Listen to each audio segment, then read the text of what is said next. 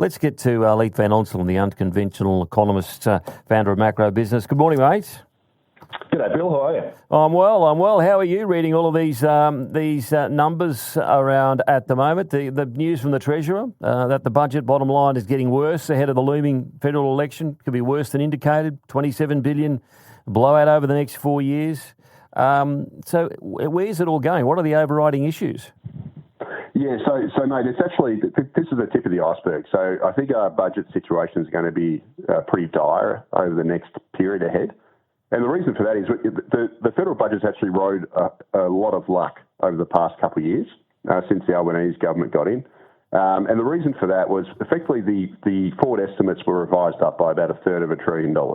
So we basically got this massive windfall of budget revenue.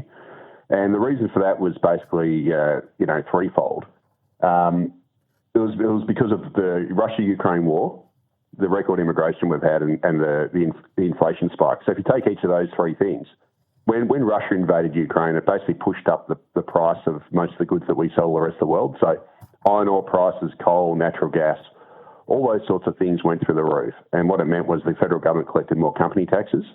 Now, we didn't collect enough. We should have collected a lot more, but we did collect company taxes. And that flew straight into the federal budget. And then obviously the government ran the massive immigration policy, 1 million net migrants over about 2 years. And that increased the number of people paying income tax, which also boosted the federal budget significantly. And all the costs of that obviously go to the states because the government collects most of the tax. The federal government collects most of the tax revenue. The states have to pay for the services, the public housing, all that sort of thing. So the federal government won there. And then also the high inflation pushed Australians into higher tax brackets. So although we all went backwards in real terms after inflation, we ended up paying more income tax. So our average tax rates went up. The tax take from personal income taxes rose to record levels, and that boosted the federal budget. Now, the problem with it is, Bill, most of those factors are now reversing. So we're now in the throes of a commodity price decline, whereby iron ore prices and other things are now falling because China's weakening, and that's going to mean that less money is going to flow into the federal government. We've also got immigration numbers that are coming down. They're still way too high. So that means that we won't get as much growth in personal income taxes, and also inflation's now falling, which means they won't get as much bracket creep. So these basically mean that the federal budget is going to get less money in the period ahead at the same time as they're committed to massive expenditure through areas like the NDIS, which is growing at about 20% per annum. It currently costs nearly $50 billion a year. It's projected to grow to $100 billion a year in about a decade. So what this means is that we're effectively going to have less revenue coming in, in real terms, whereas the expenditures are going to keep rising. And that means that it's going to be pretty dark days ahead for the federal budget. Wow, that's a Merry Christmas to look and ponder. And as I said earlier, it'll be a case of crappy New Year. Where do you see it improving? When and how? Yeah, look, the federal budget's probably not going to improve on these numbers until, we have some sort of tax reform or something. Or they cut. Is that what it's going to take, big picture reform? Yeah, so structurally the federal budget's in a very bad position, not just for these factors I've just mentioned, but also because it's become uber reliant on personal income taxes. So basically the largest source of tax revenue is personal income tax, and we've got company tax. And personal income taxes have been growing. They grow through population growth. This is why the federal government loves immigration. They pump people in, they end up paying personal income tax. It's happy days for the federal budget, but all the costs then get, pushed onto the states and us as residents. But the federal government doesn't care about that. The problem with it is we've got an ageing population, which means that the share of overall taxpayers, even with high immigration, is going to continue shrinking. And at the same time as that happens, the other areas where the federal government collects taxes, so some of the other areas like fuel excise are shrinking as a share because we've got electric vehicles, that sort of thing. Tobacco excise and alcohol excise are shrinking because we've made those things so expensive that people are buying less of it, or they're going illegal, like illegal smokes, that sort of thing. So they're getting less money there. And also the GST as a share of the total tax take is also shrinking because areas that we're spending the most on, like healthcare and education, are excluded from the GST. So effectively what this tells you is that the government is becoming more and more reliant on a single tax source, well, really two tax sources, so personal income taxes and company taxes. And both of those are, there's limits to how much they can raise from those areas, and especially in an era of, falling commodity prices and that sort of thing. So we've sort of had a lucky period in the last couple of years for the federal government, but now that's the luck's running out. Where does he turn this around? I mean, he's a doctor of. He should be in a better position than anyone to address this. Where's he had the shortcomings though? How's he turned this around? I'm at a loss to explain. Yeah, so what we need to basically do is dust off the Henry tax review from 2008 and basically revisit that. So it doesn't need to be rewritten. He's already written it. It's fundamentally good, and just update it, and then begin a process of broad-based tax reform where we shift the tax burden away from workers, which is, as I said, is a diminishing tax base relatively, and we broaden it to other areas. And the main area where Australia should be making out like a bandit, even though we've got the commodity markets turned around, is our resources. So we literally have everything the rest of the world needs, bar oil. So we are swimming in gas, swimming in oil. Sorry, not oil. Swimming in iron ore, gas, coal, lithium, nickel, uranium. These are all things the world needs, and we should be taxing that properly, like they do in Norway and Qatar and other places. And a classic example is what your government in Queensland did. You basically slapped a levy on coal exports. Yep. So when Russia invaded Ukraine, the coal price spiked. Your Queensland residents got more return from that. And that is effectively what the federal government should be doing across our resource base. Because Australia has, we're a massive country with huge mineral wealth shared amongst only 27 million people. Obviously, that number of people is growing fast, which I think is silly. We shouldn't do that. But even so, we should be the richest country on earth. So when the big mining companies say, no, if you do that, we'll go elsewhere and this is not profitable for us to do business here, is it a case of, well, it's in the ground here and we've got it here. If you want it, you're going to have to cop it? Absolutely it is. And just a counterpoint to that. So Norway has oil. That's pretty much all they've got. And Norway has taxed their oil at about 80%. And as a result, a country of 5.5 million people, so roughly the size of Sydney or Melbourne, has a sovereign wealth fund. So all they did was they basically taxed their oil properly at about 80%. They then used the revenue they got from that to invest in a future fund type thing, but only is allowed to invest overseas. Norway now is the biggest investor in Microsoft and a whole bunch of other companies. And that sovereign wealth fund is now worth $310,000 per resident.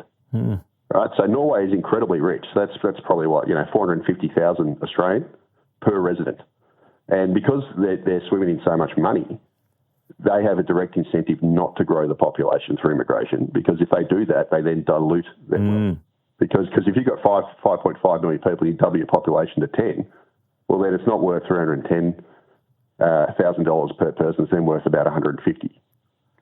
So then you got government here, and Tanya Plibersek does everything she can to prevent mining and new mining opportunities and pulling the stuff out of the ground. So that seems to be counter to where they need to be. Yeah, absolutely it is. And look, to be fair, this is an issue from both sides of politics. So when the Rudd government was in, he tried to do the mining super profits tax, which was a great idea. That was from the Henry tax review. The coalition shot it down. So the media, we never got that. Then Labor did other stupid things to follow that. I think because they were so scared by that, they then watered down the petroleum resource rent tax, which means we get less from our gas exports than we should.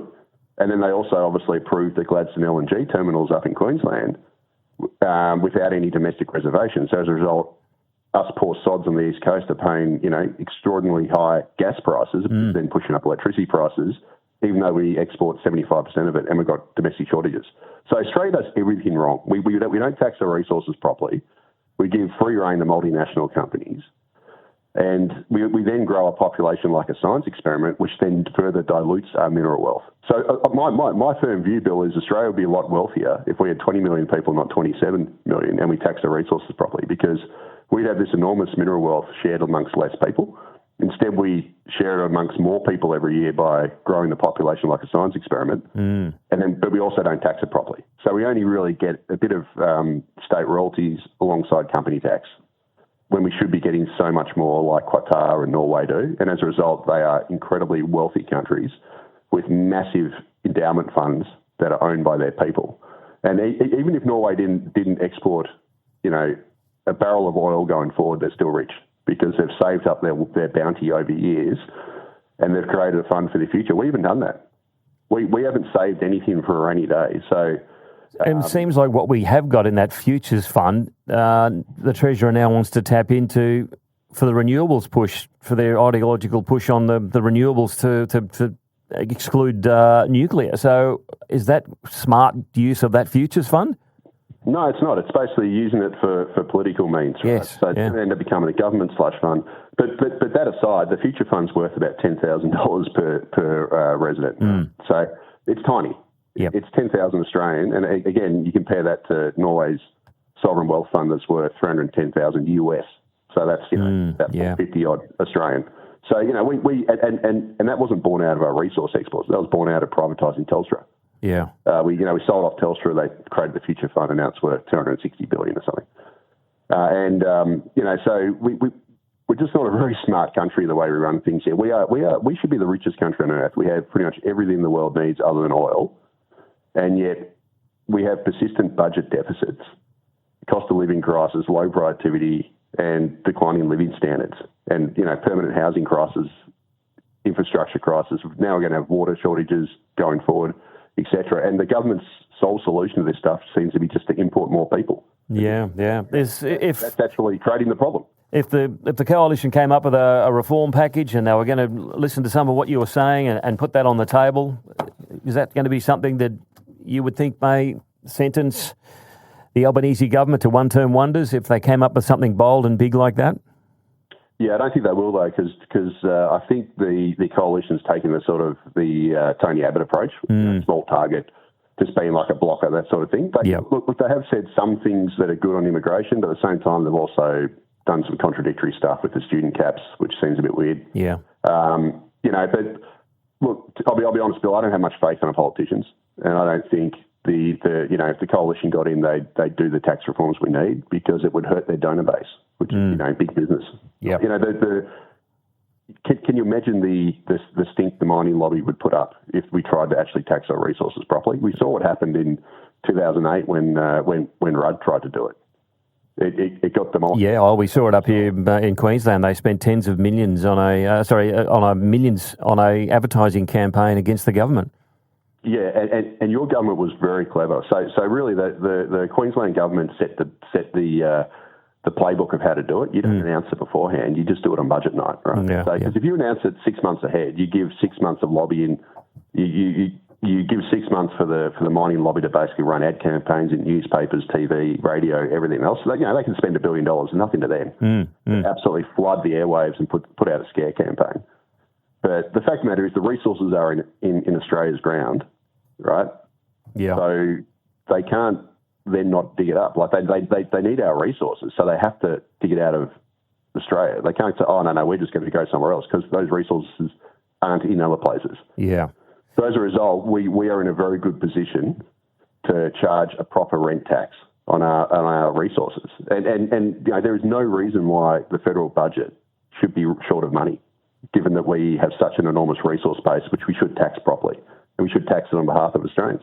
Well, it makes a lot of sense. It's frustrating to hear it, but you're right, the politics gets in the road of it every time by the sound of it. I've got to get to the news. Thanks, Leith. Really appreciate it, as always, mate. Yeah, cheers, Bill. Speak to you next time.